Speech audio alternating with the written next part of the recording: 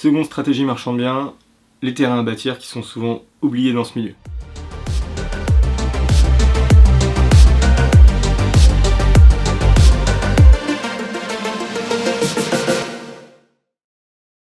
Les terrains à bâtir, c'est quoi? C'est plusieurs typologies d'opérations. La première, c'est le détachement d'un terrain qui est collé à une maison. Okay, c'est-à-dire que tu as une maison sur un foncier qui fait 1000 m², tu décides de détacher un terrain de 500 m², et tu vends le terrain d'un côté et tu vends la maison de l'autre. Ça, c'est le premier principe.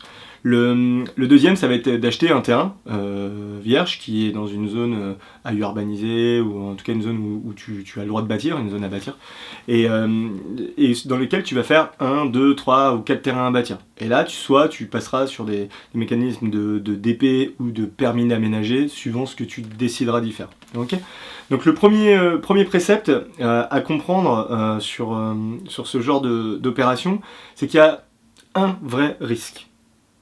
C'est le changement d'affectation du terrain. C'est-à-dire de changer le terrain d'un terrain dit bâti à un terrain à bâtir. Ok, qu'est-ce que ça veut dire? Ça veut dire que aujourd'hui, si tu as un foncier, n'importe quel qu'il soit, où il y a une maison dessus, et que tu achètes ce foncier, tu détaches un terrain et que tu vends ce terrain, donc le terrain au départ il était sur le même foncier, la parcelle, je ne sais rien, 231, et que tu décides de découper et de créer une parcelle 232, ou je sais pas quoi, suivant, enfin en tout cas c'est pas toi, c'est les géomètres qui s'en occupera, et bien cette parcelle a eu un changement. Okay, du coup elle est passée de terrain dit bâti à terrain à bâtir. Qu'est-ce que ça veut dire? Ça veut dire que la TVA appliquée sur ce terrain sera le régime de la TVA sur prix total. Je ne vais pas revenir sur comment on calcule la TVA sur prix total, mais tu comprends bien qu'en tout cas ça coûte plus cher. Point. Il n'y a pas besoin de se poser d'autres questions. C'est-à-dire qu'aujourd'hui tu te dois d'acheter des terrains à bâtir que tu vends à bâtir pour être à la TVA sur marge, ou simplement, quand tu dois acheter cette maison que tu dois détacher, tu dois acheter cette maison avec le terrain déjà détaché. Ok, qu'est-ce que ça veut dire? Ça veut dire que tu dois le mettre en condition suspensive.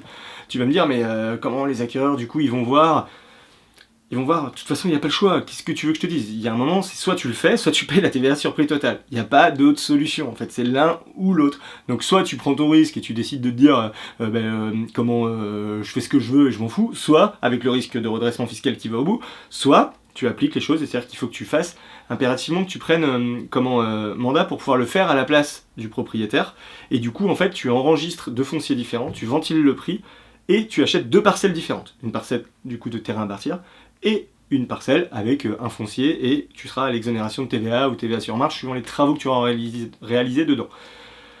Alors tu vas me dire, ok, c'est ok, je mets la condition. Il y a encore un dernier précepte, c'est que si les gens c'est leur résidence principale, alors quand c'est un investissement locatif, de toute façon quoi qu'il arrive, ils sont au régime de la plus-value immobilière. Par contre quand c'est la résidence principale et qu'ils détachent, et bien en fait le détachement du terrain passe sous le régime de la plus-value immobilière. Ils ne sont pas exonérés comme dans le cadre d'une RP. Ça veut dire quoi? Ça veut dire que toi il faut que tu modélises encore une fois ton opération de plusieurs aspects.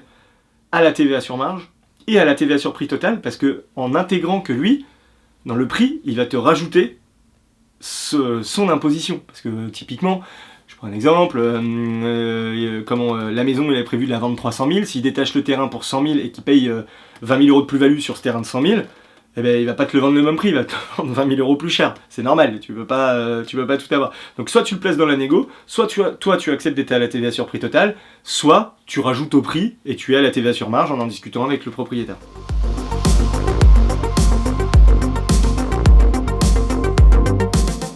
Ben, en fait, très clairement, soit il te file le mandat pour le faire, ok, enfin procuration, c'est écrit dans le compromis, et en fait tu prépares tout, alors soit tu peux signer à sa place, mais le mieux c'est vraiment que tu fasses tout avec une procuration, ou soit tu prépares tout, tu le fais signer, c'est noté dans le compromis, il est obligé de le faire, enfin ou dans la promesse, et c'est détaché, c'est enregistré à publicité foncière, et ensuite tu as deux numéros de parcelles.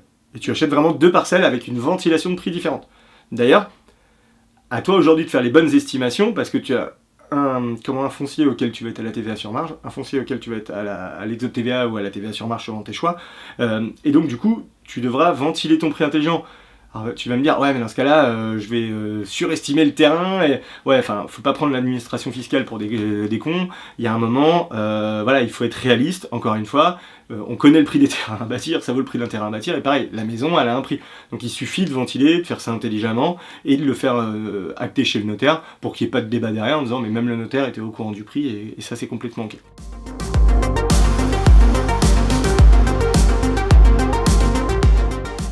C'est dans le cadre d'une DP, donc en gros c'est 3 mois de procédure, donc c'est assez simple, 3 à 4 mois, le temps que tout se fasse, le temps que ce soit fait et déposé, et ensuite c'est enregistré, ton géomètre s'occupe de tout, et tu récupères les 2 fonciers au moment voulu. Donc c'est pour ça que c'est vraiment une stratégie simple, efficace, et souvent très rémunératrice. Okay, le vrai sujet, c'est que il faut faire accepter aux gens à qui tu achètes que toi tu vas détacher et vendre le terrain. Okay, c'est le seul vrai sujet là-dessus. Alors, encore une fois, il faut être très honnête dans la démarche, il faut savoir que tout le monde ne sait pas détacher un terrain, et puis que les gens ont souvent pas envie de s'emmerder avec ça, tout simplement. Donc voilà, donc pour la stratégie des coupes, c'est vraiment, voilà, efficace. Alors maintenant, tu vas me dire, comment trouver ce genre d'opportunités, comment les avoir, encore une fois, il faut cibler, c'est-à-dire que soit avec ton réseau off-market, tu lui dis, je cherche des maisons avec 1500 m², enfin entre 1000 et 1500 m² de terrain. Et puis après, tu analyses, tu vois si c'est faisable, tu vois s'il y a des accès, etc. Parce que le vrai sujet, c'est de savoir est-ce que si tu détaches le terrain, est-ce qu'il est accessible. Ok, bon, on va pas rentrer dans tous les contraintes techniques qui vont derrière, mais c'est le seul vrai sujet. Et puis, bien sûr, que la zone soit constructible, mais ça, ton réseau, t'es pas obligé de tout lui donner. Ce qui compte, c'est que lui, il te présente toutes ces opportunités, et que toi, derrière, tu fasses tes analyses en regardant le PLU, c'est ok, comment l'accès, c'est ok, banco, je fais une offre.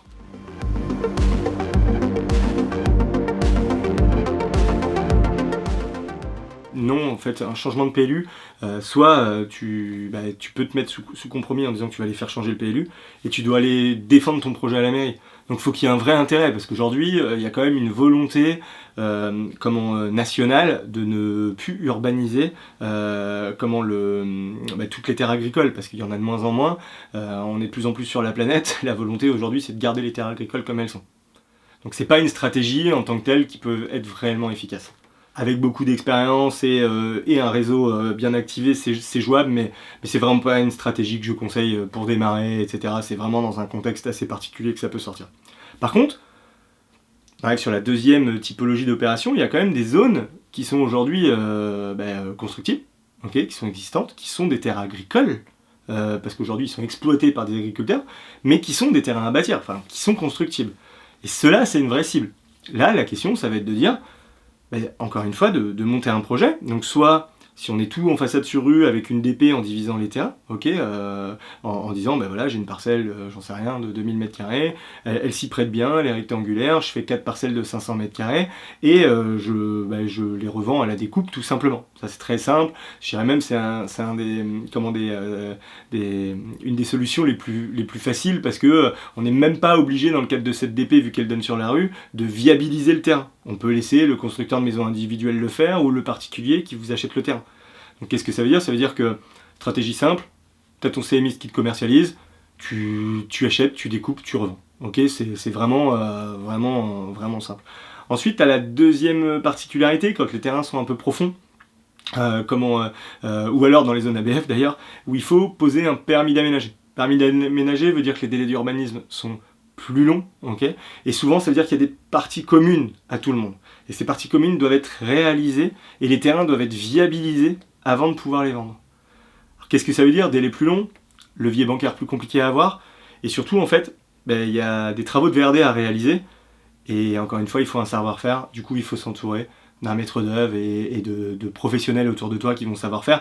Les maîtres d'œuvre n'est pas le même, c'est un maître d'œuvre qu'on va appeler un maître d'œuvre VRD, qui est vraiment spécialisé, parce que les maîtres d'œuvre d'exécution sont vraiment spécialisés dans les enveloppes, logements, bureaux, etc. Ils vont pouvoir s'occuper des aménagements, des places de parking autour d'un collectif, mais ils ne sont pas spécialisés dans le fait de faire de la voirie lourde sur des kilomètres avec toutes les contraintes que ça peut amener.